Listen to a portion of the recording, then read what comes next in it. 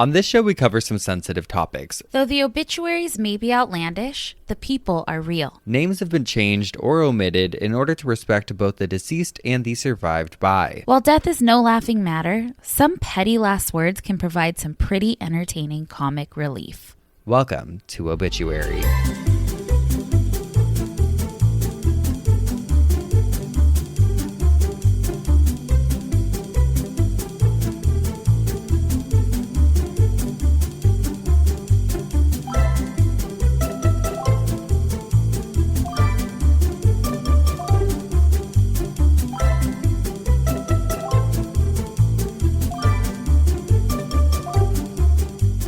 Welcome back to Obituary. I'm Spencer Henry. And I'm Madison Reyes. And you are the birthday girl. I am the birthday girl. And Spencer, you have made me feel so special. You should feel special. My husband is away on business again on my birthday. Yes, he is. And so you were in charge. I was. And we've been having fun. Been a pretty good day so far. Oh, you have gotten me the best gifts. One of them is so incredibly special, and you guys will know why later on. Can I say that? Yeah, in a few months, In perhaps. a few months? I'm not pregnant. No. There's no... Don't forget, we joined Vehement. Yes, the organization, or the movement. The movement. Yeah. The movement.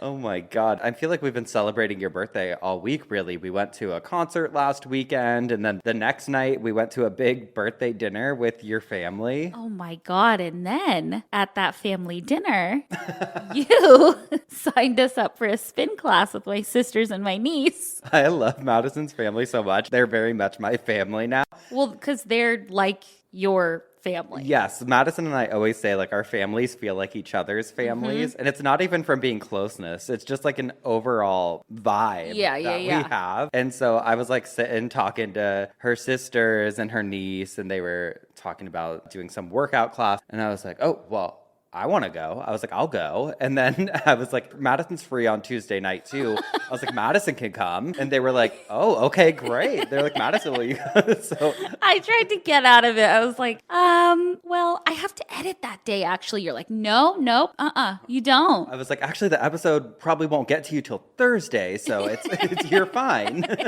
Like, fuck. No, but I'm so happy that we went. I had such a good time. Oh, it was so much fun, but we were dying because it was a really intense class. Mm-hmm. We had never been to this particular gym before, and they rate you up against everyone else on the board. It wasn't like Orange Theory or any of those. It's like its own thing. They like put your numbers on the board, so you have to like race against it. They put the top 20 on the board. Okay, and we were not in the top Okay. 20. But then they emailed us the results, and you and I didn't talk about it with each other for like a day or two. You called me and you're like, so I got an email and it had some numbers on there. Yeah, you're like, yeah. And you were I like, got the email too. You were like, what are your numbers? And I was like, I don't want to tell you. It's so bad. And I was like, it can't be worse than mine because I was 35 out of 36 people in the class. I was 26, so I didn't make it into the top. No, you were 20. Yeah, 26. Yeah, I was. Thank you. I thought you were 27. That's just 10 spaces ahead of you. God. It was a tough class, though. I was proud of us, though. We did it, and it was fun. Yeah, it was fun. I was busting my ass. And one of my sisters, she used to teach yoga and did triathlons and is like so fit and was just so perfect. She's like, yeah. Pony swinging. Okay, well, also we have to paint the scenario. Madison and I, because her niece worked over the summer at this gym, she controlled where we sat. And so we were sitting in the front of the class. And Madison and I are usually both like, if we go do a spin class or something, we're like the back dark corner on the left. Nobody look. Don't look at what's happening. Please. So I didn't feel like I could sit down the whole time or like stop or go slower because I'm like, everyone's watching. I know. But then my other sister is super fit too, but like hates this particular workout. And was just like looking at us the whole, and she got put in a different area. I kept looking over at her and I was just, she was over it. She was Struggling. But she still beat us in the... I know. Fuck. Well, maybe she was at 36th spot, but I doubt it. Oh, God. What's your birthday wish for the year? I'd say that it would be for everybody to buy tickets to our live show, but we are sold the fuck out. We are sold out. No tickets left. And that's fucking hilarious. I know. We're so excited about the show. It's going to be so much fun. We've been like planning what we want to wear and talk about. Uh-huh. And we've both been like, get us back on a stage. Oh, we want to talk to some Geoffs in person. We love it so much. And if you're not going to be able to make it to our show in LA, just know that who knows where in the US we could pop up. Very true. Before the end of the year. Mm-hmm. Very true. Maybe even in around a time of year that you might expect us to pop up. Yeah. And maybe an area where you wouldn't expect us to. Or we haven't been to yet. Who knows? Who knows? Anything is possible. Anything is possible.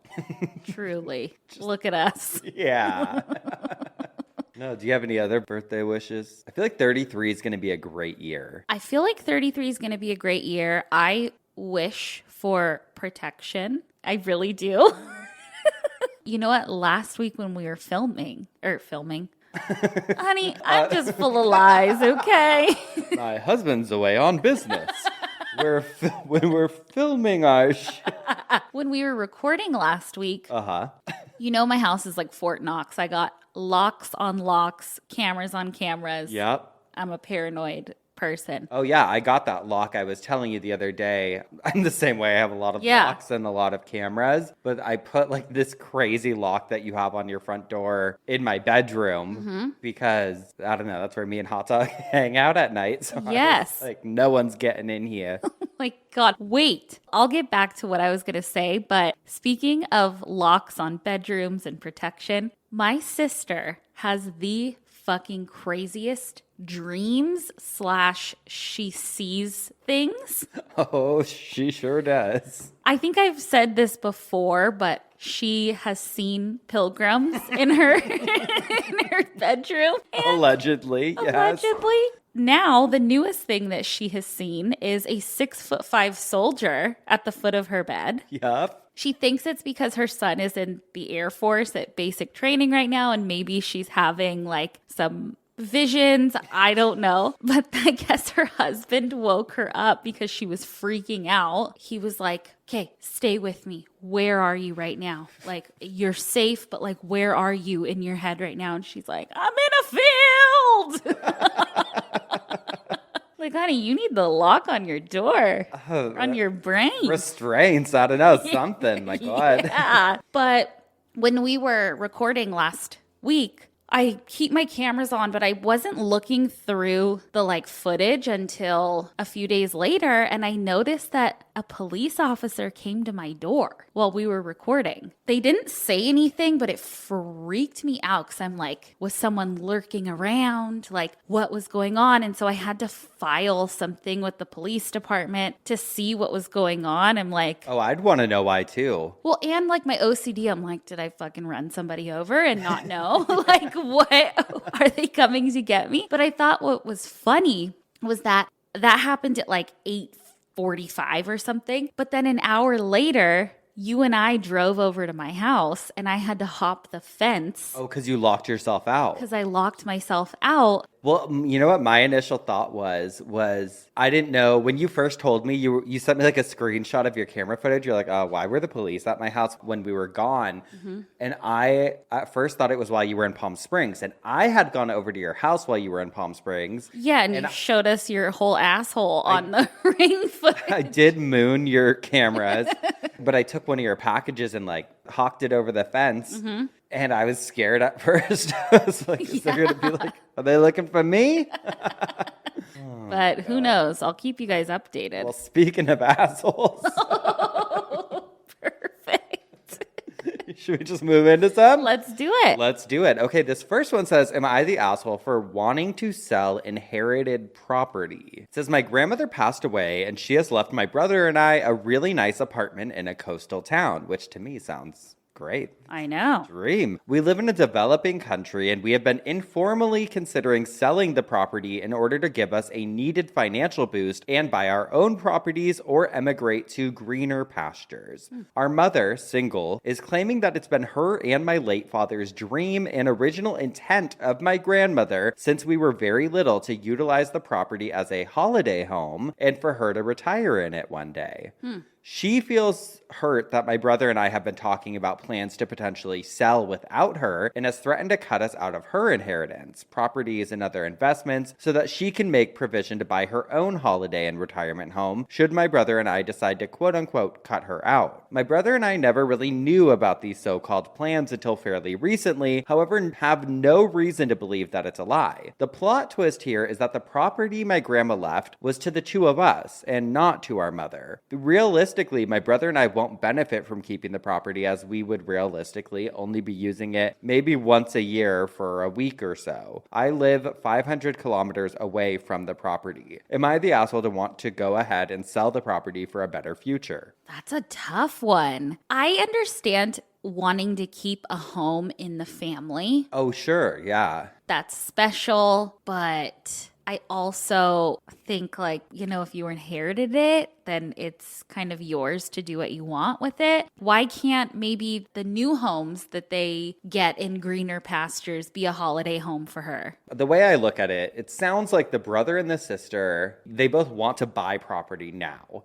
And if they sell this apartment, they'll have the ability to set themselves up for success. Right. And in turn, their mom, who was never going to inherit the property, wouldn't have a place to quote unquote retire. So she's threatening to say, I'm not going to give you guys anything when I die because I'm going to have to spend it to get myself a holiday home. So the mom's the asshole. I think the mom's the asshole here. And I'm also like, okay, if she has the funds and the ability to purchase something, it's like, why not purchase the apartment from the kids? Oh, I didn't even think about that. Or offer like, hey, I'll give you each $100,000 or something if we can keep this in the family. Or you guys be my landlords. Yeah, something. Yeah. Interesting. I think the mom's the asshole. I think so too. Yeah. And then the second one I have says, am I the asshole for not wanting to move closer to my dying mother-in-law? Also sounds like it's going to be a tricky one. I, 32 male, am in a long-term relationship with my girlfriend, 33. We both grew up in the same small town, and that's where we lived together for the first few years of our relationship. However, I was never really happy there as I felt stuck and out of place. For the past few years, we've been living in another city, which we both really enjoy, even though most of her friends still live in our hometown. We were actually planning to buy a house in this new city as we're trying to have children. However, recently her mom became terminally ill. She will only have a few more years to live, and this has caused my girlfriend to feel really homesick. We only live about 30 minutes away from our hometown, but she now wants to move back so she can support her family more easily. The problem is that I don't. I never really felt like I belonged there, and I'm finally starting to become happy and more at peace living in our current city. Am I the asshole for not wanting to move closer to her dying mom? Okay, maybe it's because I'm from Los Angeles, and I think you can attest to this too. 30 minutes does not seem far at all. No, that's like a normal, I feel like most of my friends that live 30 minutes, so everyone lives 30 minutes away from each other, except us, of course. Right. But everyone lives 30 minutes away from each other. Yeah, so that doesn't seem, I'm like, why would you uproot everything just to move 30 minutes closer? Yeah. Or what, 20 minutes closer? Who knows?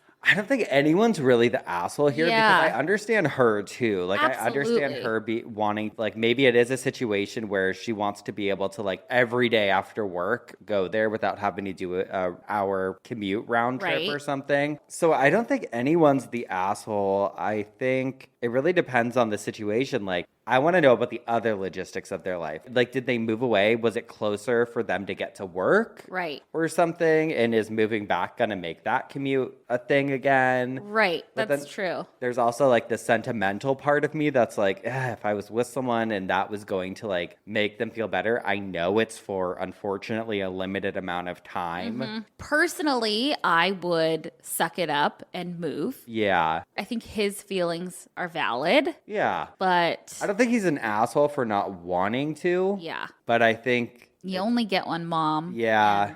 And if they have that close relationship, and to me, it's like, would you rather have your partner resent you for not being there for them during that hard time? Or do you want to have your way now? Mm-hmm. And I don't know. Right. Resentment can fucking build, and that shit is not easy to get through. No. All right. So no assholes, really. Mm-hmm. No assholes. Well, I'm up first this week. You got a little side action for us? I do. But before I read that, I want to read an email from a listener. It says, "Hi, Spencer, Madison, Hot Dog, Doris, and Desi. I recently discovered your amazing podcast and have been binging all the episodes the past few weeks. Honestly, it's been very therapeutic as the last couple of months have been a bit rough." Oh, I'm sorry to hear that. No. My grandfather recently passed away and we had his funeral this past Wednesday. I won't get into the nitty gritty, but the important thing is he's no longer in pain and he passed surrounded by family who loved him more than anything. Oh, I'm sorry for your loss. I know. My grandfather was a cattle farmer, and he's always had Black Angus cattle. Video attached if you want to see the heifers. Which, whenever I see, like, proper animal names, like a heifer, or, like, in the newspaper, like, old newspapers, it'll say, like 4 heifers for sale at the whatever property. Like, poodle bitch for sale. And I'm like, oh, no, don't call her that. No.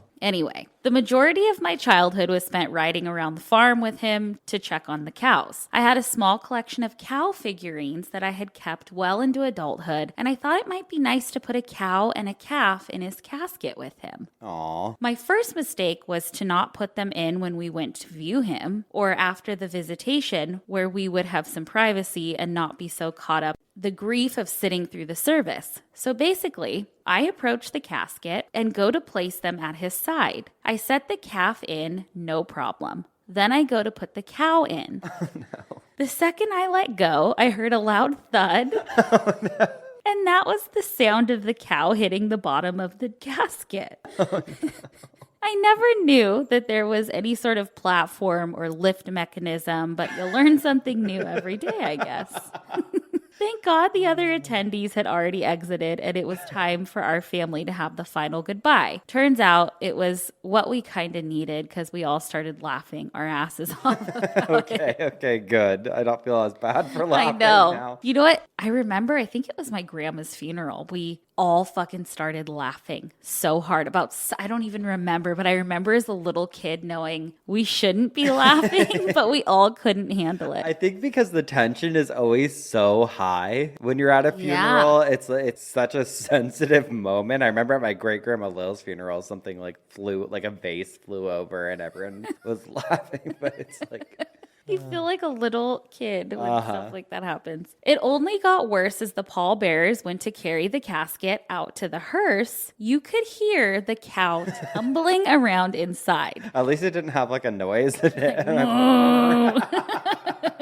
It was so loud to the point they stopped for a second just to make sure nothing was wrong. I reassured them, it's fine. The cows just have to cause problems per usual.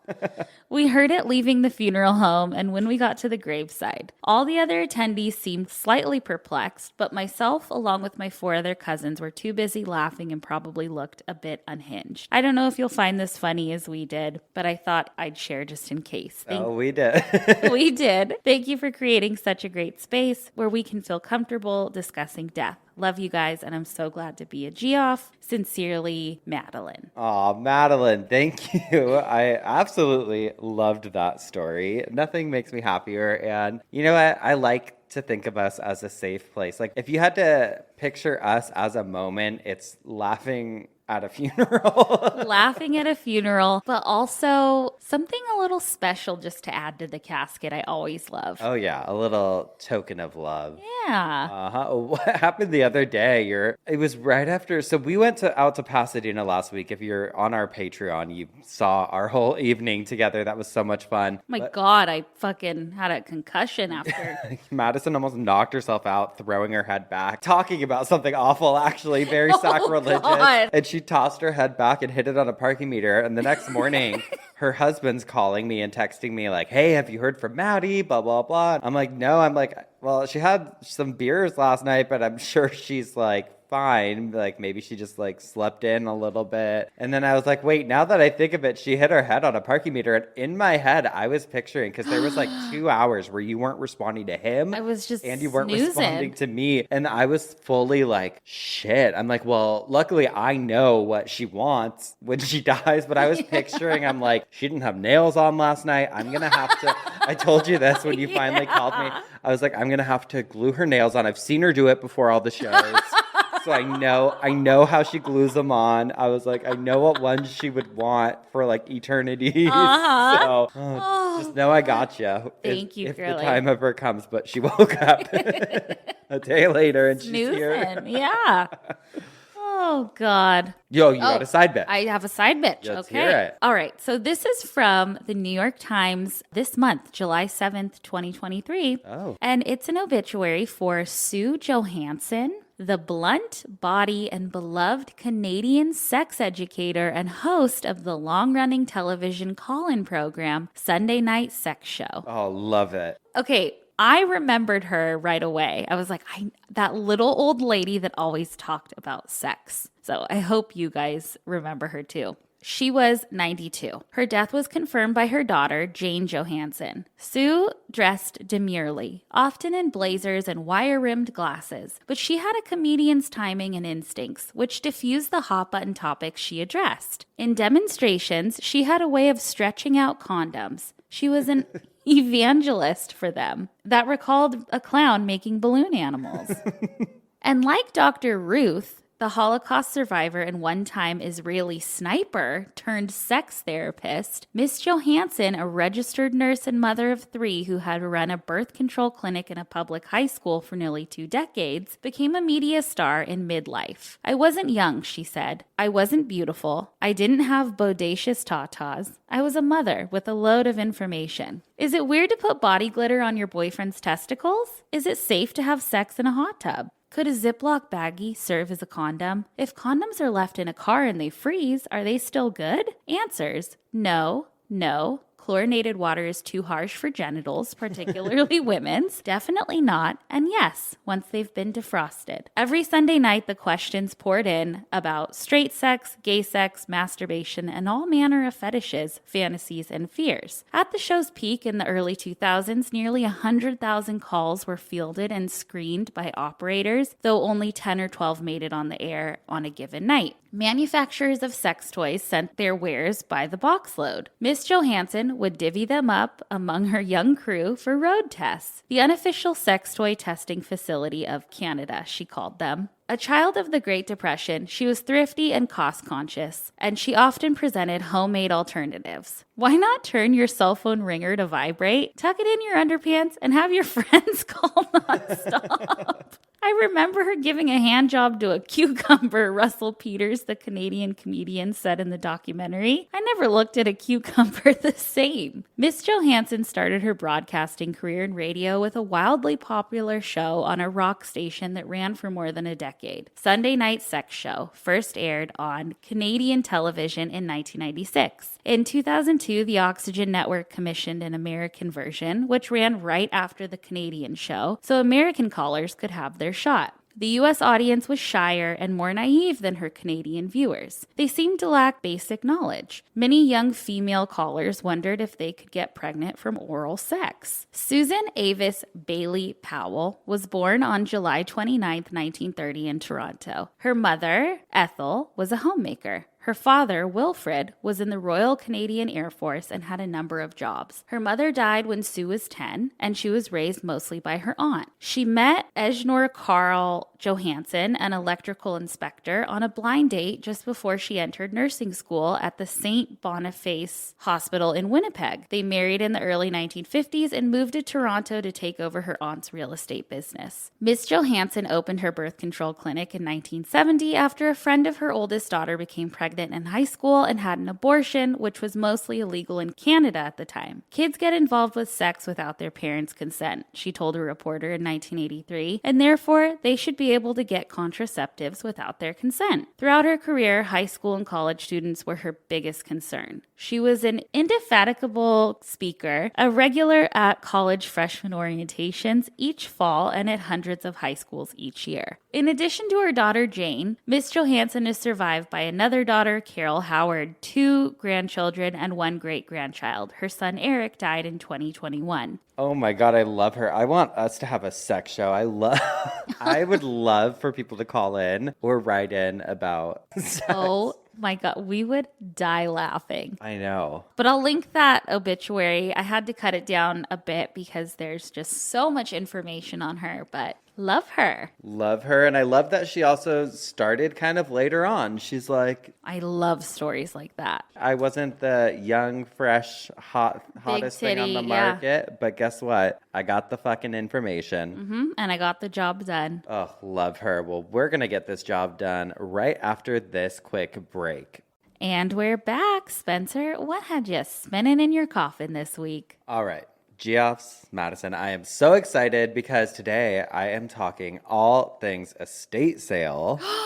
I am so excited to hear about this. Okay, I love an estate sale. I know you do too. I've been to many, and I would be lying if I sat here and said that each and every time I've gone, I haven't been consumed by the thought that I'm literally in somebody's house buying their treasured items because they're dead. Oh my God, I just love being in someone else's house. I know, truly. I guess I should give the definition for those of you that aren't familiar. Maybe if you're not in the US, they're called something different, but an estate sale or an estate liquidation is a sale or auction to dispose of a substantial portion of the materials owned by a person who is recently deceased or who must dispose of their personal property to facilitate a move. I guess I never really thought about the moving part. I feel like I think of moving when I see like a garage sale. When I see estate sale, I think like dead.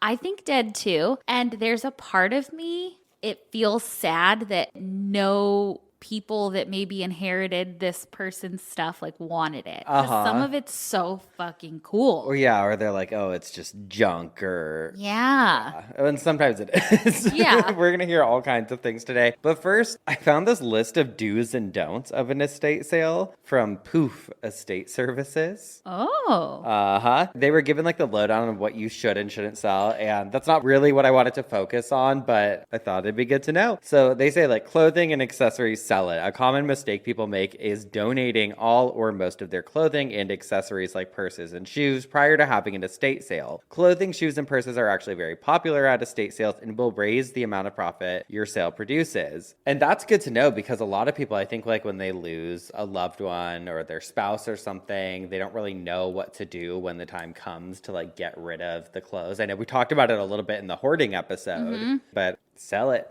Sell it. Sell it, baby. One man's trash is another man's treasure, truly. Well, and I like the idea, too, of knowing, like, okay, this is going somewhere. Right. Like, it's not just getting thrown into the dump. Right. They say cars, trucks, campers, you can sell it. Beauty products, perfume, sell it. Jewelry, old paper currency and coins. And it says animal products and ivory, sell it, but be careful. The sale of ivory and other animal products like hides and taxidermy can be complicated. It's important to know the origin of the animal product and its age. Most species are protected, and the government considers trade of any of those animals illegal without proper documentation. Wow. So buyer beware. That buckhead you're trying to sell, Oh, yeah. I hope you know where it came from. Oh, I never would have thought about that. I don't know if bucks are protected, but like... yeah. Something. Firearms and weapons are illegal to sell, so you don't want to do that. Okay. Cleaning products, garage chemicals, you can sell vintage magazines, comics, old electronics, foods, spices. Old license plates, I guess, are really valuable. Really? Uh-huh. A lot of them reach around like $500. What? And there's no laws or restrictions that prohibit the selling of license plates, which is funny to me. Because it's like a government documented thing, but I guess if they're not valid anymore, it doesn't matter. I take that thing through the toll road, honey. It says liquor, toss it. Nearly every home we come across has a hidden liquor stash somewhere. The question is, are you allowed to sell it? Unfortunately, this is one category in which a license is required. If sold, be leery as fines can be hefty, up to $10,000. However, private buyers do exist. So I guess if you had they had this vast, incredible selection of wine or aged liquor. My mom always wanted Pappy Van Winkle. Pappy Van Winkle was I believe, the parent company of what Buffalo Trace is now, the whiskey. Okay. And it's so rare and so hard to find. And randomly some liquor stores will get it in, but that would be something I would be on the hunt for. Tony's a whiskey girl? No, but she loved the lure of it. She was a gin and tonic girl. Okay. Yeah. I don't think I've ever seen her drink. She's not a big drinker, but every now and then I remember growing up, she'd have a gin and tonic. I love it. Okay, so probably my favorite part of researching was this article that I came across from the New Yorker titled The Wild, Wonderful World of Estate Sales. And I'm only going to read a portion of it because the shit was 30 pages long. Mm-hmm. But I did read the whole thing. I'm like, this is incredible. And it says, an estate sale is only a true estate sale if the homeowner is dead. If the owner is living, then it's a tag sale. Though many people use the terms interchangeably. The woman who wrote this article, Lizzie Feidelson, wrote about her personal experience with estate sales, and it's so good. She said, when I went to one of my first estate sales in Hewlett Harbor, Long Island, roughly 2 years ago, just before the pandemic temporarily forced much of the industry online, I was surprised to discover that the owner was not only alive, but there in her soon-to-be former house. A recent widow, she wandered through the rooms, dazed, dressed in a fringed denim vest. The house was a beige colonial-style 4-bedroom with prim hedges and a small sloping lawn. I arrived 30 minutes early, but a long line had already formed outside. Oh, people go fucking nuts for estate sales. There's a estate sale cruise. Especially here, there's Facebook pages, hey guys, DM me for details. I've got one. It's like a whole underground market. I just saw a TikTok today, actually, I follow this girl that shows, estate sales, and she was showing footage from an estate sale she went to a few months ago, and it was this old Hollywood star named Mary Lou something, and she was married to this director. The house was beautiful to me and probably to you, but it was deemed a tear down. But Sydney Sweeney, the actress, and her fiance bought it. Oh. And they bought it $6 million and they paid $250,000 over asking. But it was so cool. I love it. I love to just walk through old houses. Yes. I don't even need to buy anything. Just let me walk. Just let me look. Yeah. Look around. So anyway, so she goes to this estate sale and she says, when I introduced myself to one of the elderly women up front and admitted to her that I was a newbie, she promptly pulled me into a hug. You'll find that this is a culture, she said. It's like an addiction. At 10 a.m., a slim brunette woman wearing a long-sleeved shirt that read, full of surprises, estate and tag sales, emerged from the house and walked onto the lawn. The regulars recognized her. She was Madeline Wynn, the owner of a company that was hosting the sale. The group surged towards her like an audience at a concert as she removed a sheet of paper from a plastic shopping bag and cleared her throat. Ricardo M., she asked, reading off the sheet. Alan C. The sheet, I later learned, was the list. One of the many aspects of estate sale culture that is at once quaint and slightly murderous. Hours before a sale begins, an estate or tag sale company will put out a sign-in sheet that determines the order of which people will be allowed into the home. The first few names on the list are always pickers, estate sale obsessives, usually low-level furniture, silver, or jewelry dealers who wait outside the sales for most of the night in their cars, sometimes in teams with each person taking a shift. We gotta fucking do this. I think we would do this. More. Next are the fervent hobbyist. One of Wynn's regulars, for example, is a man who really enjoys carving things out of oak, so he'll buy anything in oak. And the decorators on repeat pilgrimages for a client, such as an interior designer I met, who was working for a woman who loves everything parrots. There are also higher level dealers with brick and mortar stores or storage units who show up in vans and take 4 or 5 of the most expensive furniture pieces first thing in the morning. They resell the pieces at secondhand boutiques in Williamsburg and Chelsea or on eBay, charging at least 35% of the original price. Wait, you and I would be the girl who wants all the poodle stuff. And you'd be like cowboy memorabilia. Yeah. Oh, God. We got to get on it. I know. As Wynn called out names from the list, maybe we should for Patreon go to an estate sale. We should. Like try and find a cool LA one. Yeah. We gotta work our way in. Okay. If any of you Geoffs live in the Los Angeles area and you got the ins, let us know. Put us on that list. Uh-huh. As Wynn called out the names from the list, the buyers lunged inside, hands grasping, necks swiveling. It was as if each person in the line had discovered in the night that they had contracted a unique disease that could only be cured by obtaining a lucite napkin ring or an official Barbra Streisand memorabilia plate. Prices ranged dramatically. A nice umbrella was $20. A hand-carved clock was just over $1,000. The buyers ran through the house possessed. Where are the posters? Someone screamed, kneeling in front of a stack of frames. Nearby, a clothes hanger, recently rid of its contents, swayed. One man clutched 5 belts. Another had a shower caddy looped around his finger. By 12:30 p.m., everyone on the list had made their choices. The early bird buyers looked rumpled, like travelers moving through baggage claim. Wynn began to slash prices. A chandelier went from $1,200 to $750.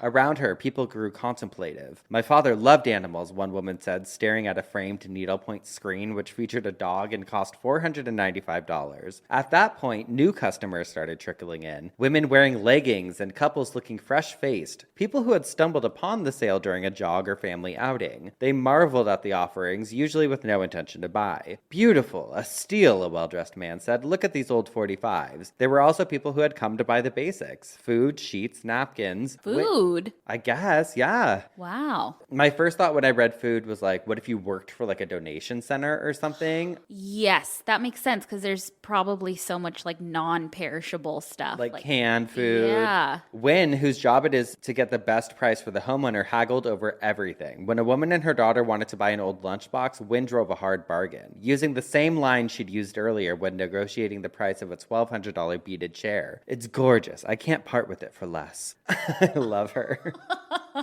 Now, too, came the streams of the very elderly, who you couldn't help but think didn't look too far from holding an estate sale of their own. Oh, no. Someone once tried to buy my dishes for $8,000, one woman told me, and I wouldn't sell. Do you know why? My grandmother's hands were on those. She raised her hands and shrugged. My kids couldn't care less. Oh. The article is probably about 30 pages long, like I said, but she's a really good storyteller. Yeah. It was so good. So I'll link it in the sources for you estate sale lovers to binge later on. You fully get the like buzz. Yes. The energy. Oh, I know I'd go fucking ham. See, I don't like situations like that because I don't like competing. I know you do, actually. I know there is that competitive edge in you.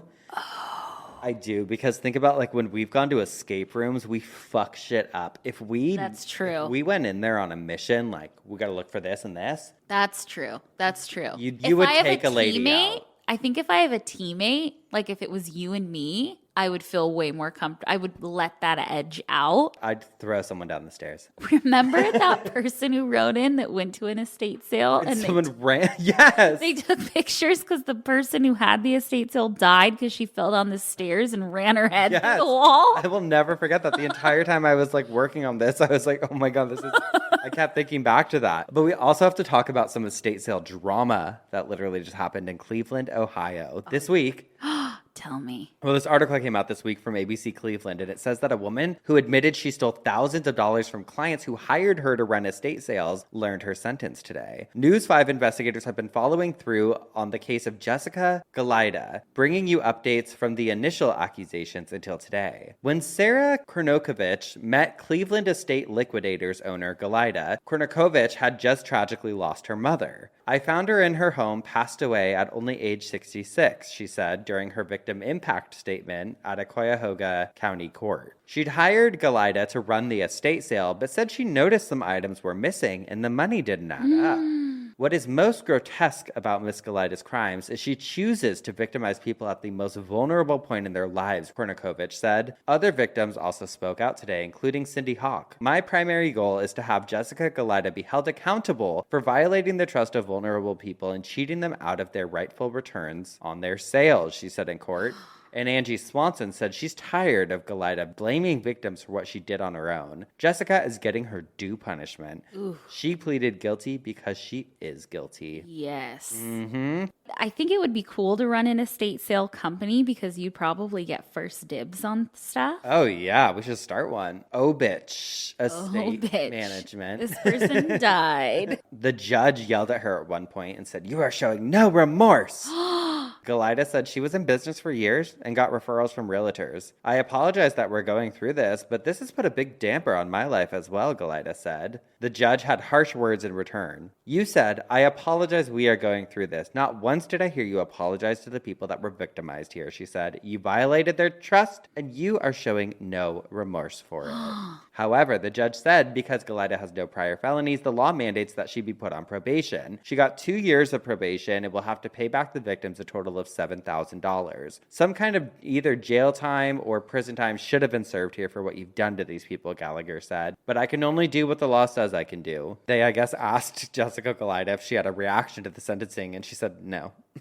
Oh, fuck. Drama. But speaking of, somebody posed the question on a furniture flipping Reddit page, or like Reddit group, I don't know what they're called, and said, "What is the worst estate sale you've ever been to?" And they said, "I thought this would make an interesting topic. Were the people running it rude? Was the house unsafe? Was the grieving family there, making it awkward? For me, it's been an estate sale I went to with arbitrary pricing. Usually places have set book prices, sometimes with a tier like $1 for soft covers, $3 for hard covers, $5 for specials, $10 for leather bound. One estate sale I went to, though, didn't have any prices posted and didn't have any prices on individual books. I asked the lady running it what the prices were, and she said, 'I'll tell you when you pay.'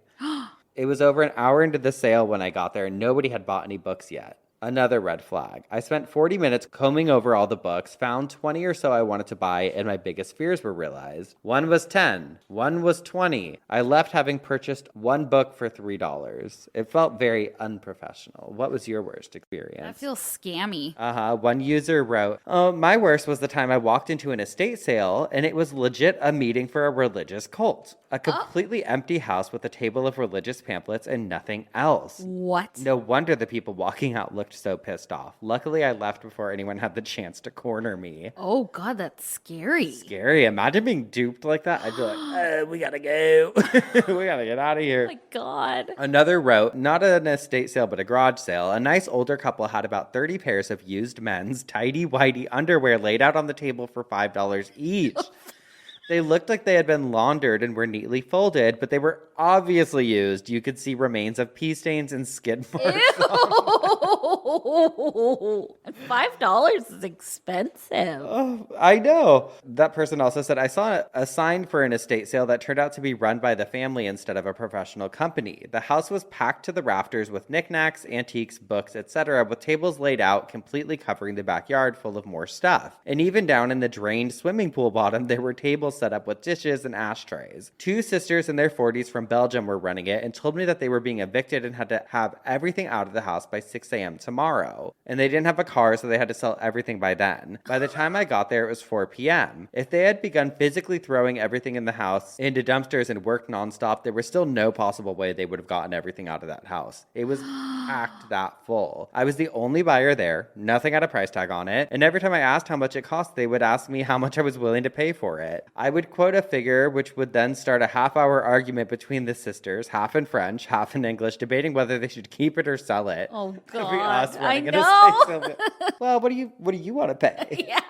I have a thought, hey, I like that. Should we keep it? I don't know. Let's actually keep it. I felt like telling them they should pay me just to help empty some of the shit out of their house before they were evicted. They asked me if I wanted to stay and have dinner while they discussed whether they wanted to sell their treasures. I finally gave up and walked out without buying anything. I've often wondered what the scene was when the landlord showed up the next morning. Oh, no. I should have stopped by and made an offer on any abandoned property from him. And then one more from that thread. It said, it was not run by a professional estate sale company, just the family, which was very unfortunate. Okay, so this is a thing now I'm learning. Like, they like when there's an estate sale company in charge. This home was filled with awesome vintage stuff. Toys, clothes, kitchenware, furniture, you name it, all from the 50s through the 80s, and none of it was selling because it was all crazy expensive. It seems like the sellers looked up everything on eBay and priced according to the highest asking price. Every person walked out empty-handed. It was the second day of the sale. Almost nothing had sold, and they still wouldn't budge on prices. All of these lovely vintage items that could have found new life in a new home. It was such a shame. There's like an emotional tie. Yeah, I'm like, if either sell it or don't, you know what I mean? I've noticed this, I mean, especially here. So when we were on the road during the tour, you and me, we each sent stuff, like boxes of stuff back home because the thrifting was so incredible in a lot of other states. But here in Los Angeles especially, it's such bullshit, the pricing on everything. Yep. And like, I wouldn't consider myself to be a frugal You're not. person. I buy cheap shit and too much of it. You will buy an expensive piece that you'll keep forever. I need to be more like that. I also just can't. I don't like things. Yeah. You know, the pricing here, like I've gone into some vintage stores here, and especially like I feel like mid-century furniture, we've always loved, you and I. But it's also the market has exploded so much in the last probably 5-10 years especially, that now certain pieces, like you'll go to a certain store and everything in the store is minimum $2,000 and it's like, this table's not even worth it. Like, yeah, it's a teak wood table from the 1960s, but it's just like all the other ones out there. It's gotten really ridiculous, I feel like, the pricing here. And I've noticed that with the flea markets here too. Like the Rose Bowl flea market prices are crazy. Even to get into it. But then the one in Long Beach over, you know, by the college there, they do a big one every third Sunday of the month. And I go to that one a lot because it's worth it because the prices are still better. But certain items, like when Harley Davidson t-shirts were really big, those used to be everywhere for like $5-10 a pop. But then all the stores on Melrose started selling them, which Melrose is a totally weird place now. It's like a different world. That's gross. It is. It's fucking sketch. Yeah, it's just like the demand, demand for it goes up and they can charge more, but... Well, and what they do, too, is because I have some cool, like, vintage band tees, like a lot of, like, cramps tees and stuff like that, which those are going to be pricier, and I've always, that's fine. But what people do is they make reproductions of t-shirts, and then they try and sell them for the same price. And I'm like, I'll see people swarming to this one booth always at the flea market, and I'm like, you guys are getting duped. Like, look at the fucking tag that is not an original... T-shirt. So, damn. Well, the more you know. And I could not for the life of me find anything about the origins of estate sales. I feel like it's probably easy to imagine that they just started because people needed to get rid of stuff when somebody died. But you know what? I was happy with what I learned. And Lord knows, I wish I learned about people buying haunted items from estate sales. But I guess that's just a online market. Okay.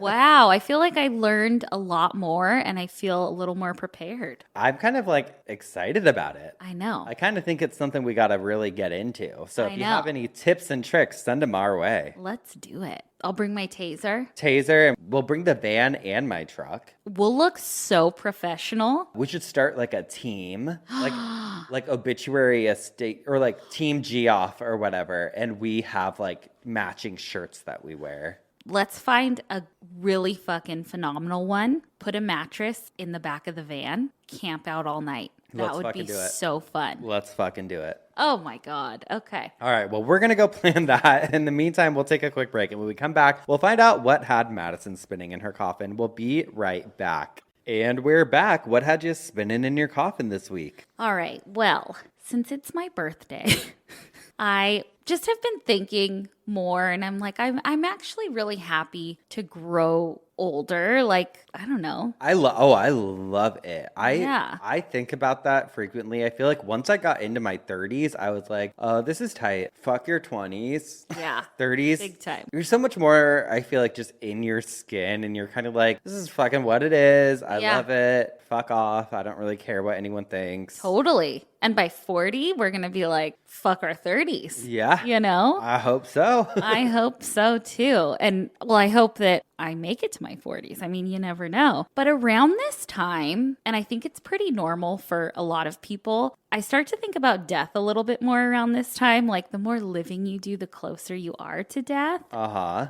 And it got me thinking about the Grim Reaper. When's he knocking, you know? Oh, no. I mean, he has... Oh, no. Not yet. Not yet. Not yet. Give me a few more years, please.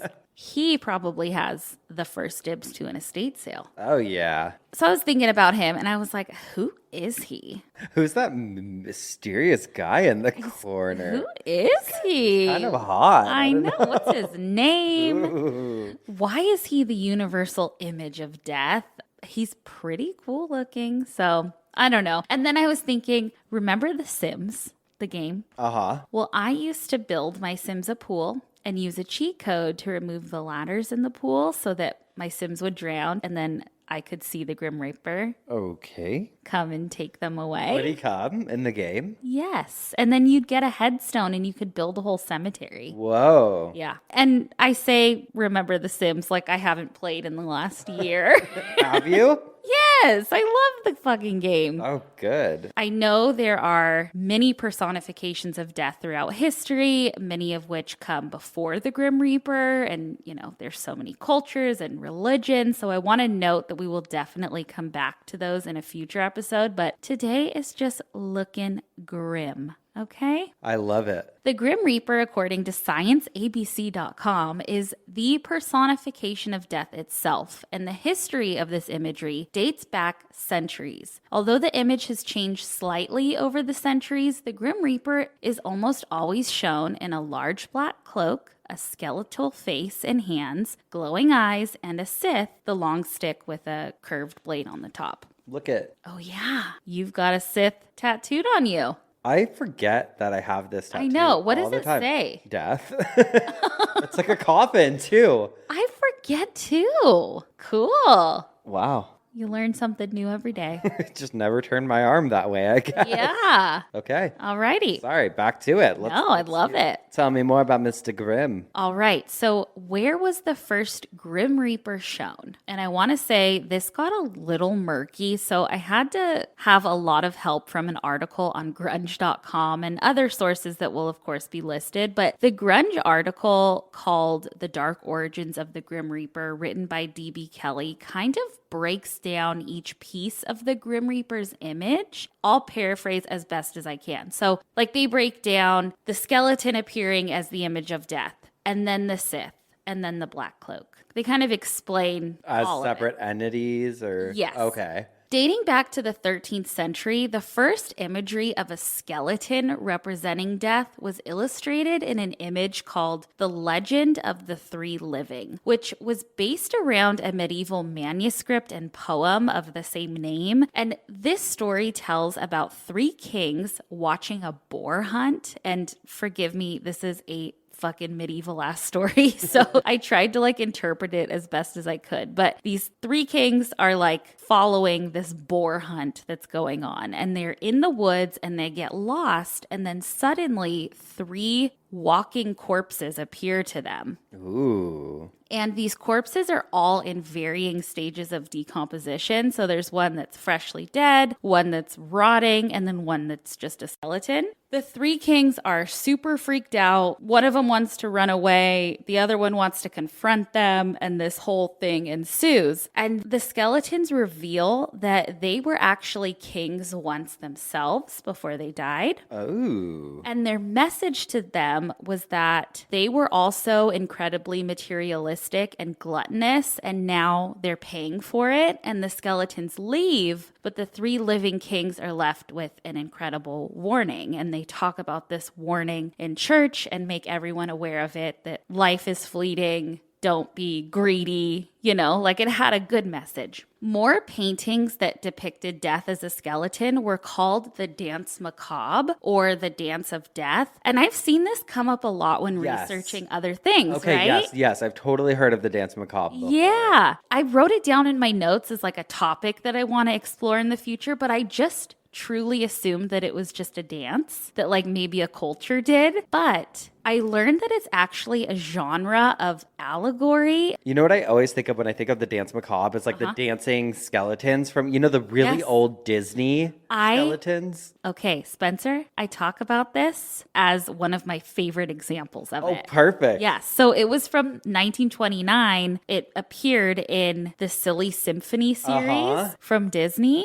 We'll get into it. So allegory, I didn't know what it meant, but the dictionary says allegory is a story, poem, or picture that can be interpreted to reveal a hidden meaning, typically a moral or political one. AtlasObscura.com explains, in the dance macabre or dance of death, skeletons escort living humans to their graves in a lively waltz. Kings, knights, and commoners alike join in, conveying that regardless of status, wealth, or accomplishments in life, death comes for everyone. At a time when outbreaks of the Black Death and seemingly endless battles between France and England in the 100-Year War left thousands of people dead, macabre images like the dance of death were a way to confront the ever-present prospect of mortality. So yes, the skeleton dance from Walt Disney is one of my favorite examples of it. The skeletons don't escort anybody to their graves. They just come out at midnight and dance. I do feel like, and this is with every Disney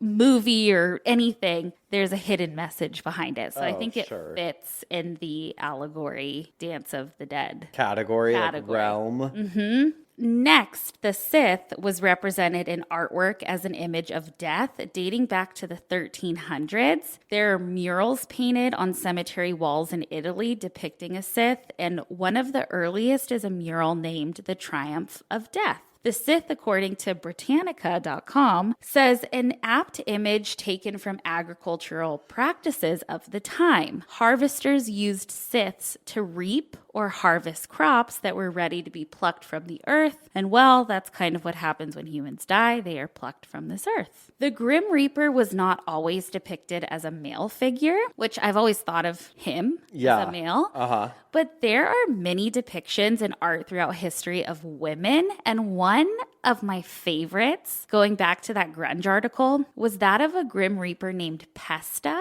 which meant plague. She was used in images from Norway, and she wore a red skirt. And the article says, the 14th century story says that Pesta traveled from town to town, and those who found themselves in her path could tell how many lives she was going to take. If she had a rake, it was possible that she would catch some, but others would slip through it. If she had a broom, there was nowhere to hide, and no one would avoid being swept away. And she is fucking scary looking. I'll post a picture of her. I want to see her. She's like a mix of like the evil queen in Snow White when she like has the apple. She scares me. Ooh. We can't talk about the modern Grim Reaper image that we know of today unless we talk about the Black Death. The Black Death ravaged through 14th century Europe, Asia, and Africa, and it's still the worst pandemic in the world's history, killing up to 200 million people due to the bubonic plague. There have been studies in recent years showing that it may not have actually killed as many people as we thought, but there's no way to truly know. But the bubonic plague is one of 3 different types of plagues, although they saw the other strains throughout that pandemic as well. But it spread mostly by infected fleas that were on infested rodents and other animals. History.com says chief among its symptoms are painfully swollen lymph glands that form pus-filled boils called buboes. Sufferers also face fever, chills, headache, shortness of breath, hemorrhaging, bloody sputum, vomiting, and delirium, and if it goes untreated, a survival rate of 50%. Jesus. So people saw so much death at this time, and it was absolutely devastating. Bodies were left on streets to rot and to be picked up to be taken to a plague pit to be buried. The plague was terrible, not to mention plague doctors coming up with terrible regimens and cures for the plague, which will have to be another episode. But death, like the plague, did not discriminate. And while some people escaped the plague, they obviously didn't escape death of some sort. So the modern image that we know of today with the skeleton in a black cloak with the scythe, although earlier images show him wielding a sword or a crossbow, was shown. So the art at the time, they started depicting kind of what we know as the modern Grim Reaper. Interesting. We didn't get into the origins of the robe. However, from that Britannica article I mentioned earlier, they do say that the robe is thought to be reminiscent of the robes that religious figures of the time wore when conducting funerary services. And lastly, the Grim Reaper wasn't referred to as the Grim Reaper until about 1847. So there you have it. More recent development. Yeah. Very interesting. The Black Death brought out the Grim Reaper as we know him. Well, I can't wait to meet him, but hopefully not for a very long time. I do love the idea of, first of all, the word itself, waltz, always gets me a little excited. The waltz. The waltz. It's so classic.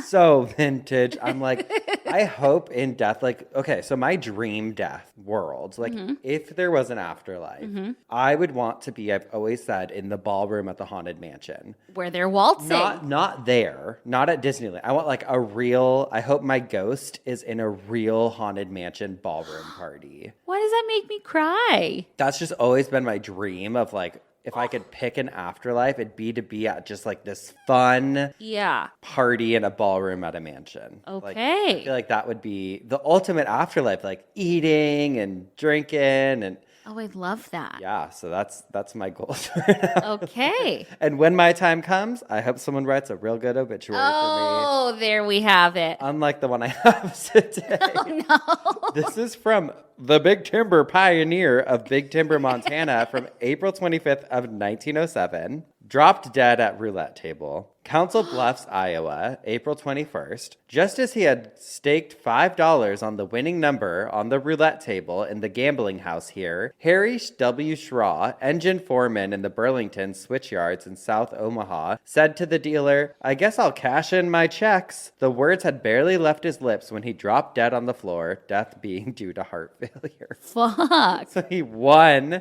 He's like, well, I gotta cash in my prize, and bam, you fucking dead. Oh my God. That is bad luck if I ever heard it. Who you got? Oh my God. This was an obituary I found in the newspaper. It's for Adabelle Adamson. And I just read it and cracked up at the end. And I think it kind of goes with my side bitch a little bit. Adabelle, 72, died Thursday, December 20th, 2001. She was born April 8th, 1929 in Oklahoma to Charles Ruth Green Logston. Adabelle was the oldest of 9 children. She adored her little brothers and sisters. Adabelle married Roy Adamson April 10th, 1949 in Nevada. They have lived in Northern California, Southern Oregon, and have resided in Rupert. She worked for Ore-Ida Foods. Oh, I love them. Frozen French fries. Yes. Oh, yeah. For 25 years before retiring. She gave unselfishly to her family and felt very honored that she was able to give bone marrow to her younger brother, Louis. A great bond formed between the two of them. She adored her granddaughters and great-grandchildren and loved to take care of them. She is survived by a whole slew of people, but my favorite part of this obituary in the newspaper was the last sentence that her family wrote her, which was, "We love you, sexy grandma." Oh, yeah, baby. We love a sexy grandma today, I guess. We love a sexy grandma on this show. We're all about it. Drop them out. There's a drop them out. Let me see them titties. God. Well, we have spun in our coffins. Oh my gosh, we have bitched our obituaries. I guess that means it must be time for some dumb ass criminals. And mine today is also from a very old newspaper. Oh God, I love these. I don't remember what newspaper I pulled this from. I believe it's from the 1800s, but it was so reminiscent of one that you would hear today. Oh. And it says, in Raleigh, North Carolina, August 23rd, there was a rather strange arrest made here on Monday. A man by the name of John Campbell came here and went into the jail to see his brother, who was arrested here about a week ago. After the man was inside, the officers recognized him as a man who they had an arrest warrant for. After they recognized him, the doors were quietly locked and the visitor thus became a prisoner. I love that. I just love the wording on it. So do I. And I just fully picture like an old jail, like him going in, like, I just got to visit my brother, and then being like, locking the door. Well, actually. So you are a dumbass criminal for trying to visit your brother in jail when you got a warrant. Don't Dumbass. do it. Who you got? Oh, God. Well, I have some men from Florida. Oh, I didn't realize my source is foxnews.com.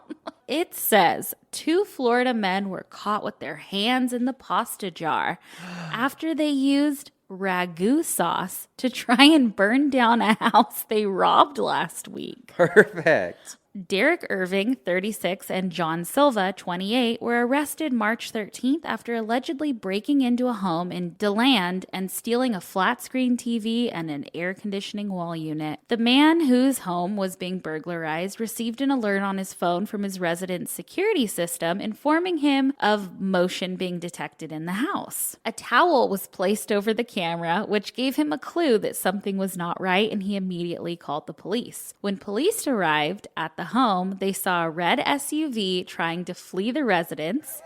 A ragu red SUV. I know. The 2 suspects told officers they were picking up clothes from the house. The victim told WKMC TV that Irving was donning a bull onesie. I guess one of them was wearing a onesie. A deputy said there was an air conditioning unit, a vacuum, television, heater, a marijuana grinder, and an empty jar of Wagyu sauce inside the vehicle. Deputies found the burning pot of Ragu sauce and a washcloth near the stove's burner, which appeared to be an attempt to start a fire. You're trying to start do like a Molotov? Molotov? Cocktail with that ragu. No. He was trying to make it look like I left the stove on, but who gets up at 2 a.m. and fixes spaghetti? God. Dumbasses. And here they are. Shit. Look at the jaw on this one. Oh, shit. That's a Lego head if I ever seen one. I know. Oh, my God. He got Zach Bryan running for the hills. I know. God. I think he was probably in the bowl onesie. Yeah, that's what I picture.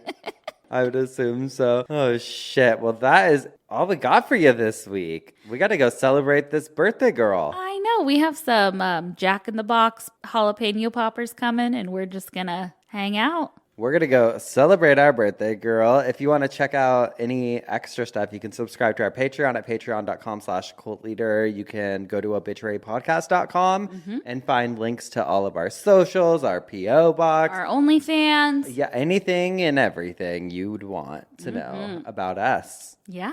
And just wait, our OnlyFans where we'll be doing our new sex show. Perfect. Oh, sexuary. Sexuary. Oh, but that's it for this week. We'll see you next week with some more Quaff and Spinners. Obituaries. And dumb ass criminals. Woo! Birthday